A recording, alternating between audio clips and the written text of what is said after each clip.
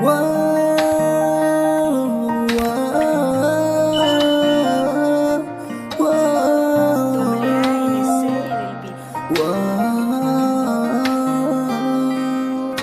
tamla ka di sen Sulaw pa hoy mel hoy nu Mel hoy nu anuin Kasim si Silong dua ka ngay na Kalong sit na kim tu cheng Say do lâu vinh lông golin Hena na ti Sung sa nga lem pa bang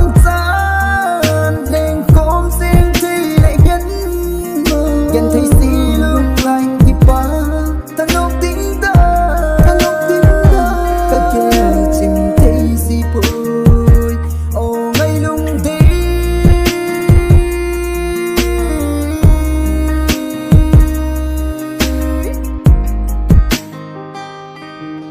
quay man ai hết lúc đừng akin kena dia pondok lomba luase su kita kena ne su nanti dia kena koi lu se mai lu ni gilsu tu ni nang ka insane su lomba hoi gre nu lung hi mo na ni lo fi basa ne sango dan so ni ko pa ko din mo ni sang ta nang mo kin ka le pe nang mo kin ka lu se ile na se le su ma nang mo kin gre pe sa tamla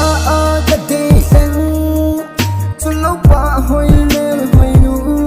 Mel hoy nu anuin Kasim si Silong dua ka ngay na Kalong sit na kim tu cheng Say do lâu vinh lông golin Hena na ti Sung sa nga lem fa bang tan Leng khom xin thi lại gắn Ghen thấy si lúc lạnh thì qua ta nốc tính ta các kia chim thấy si bôi ô ngay lung đi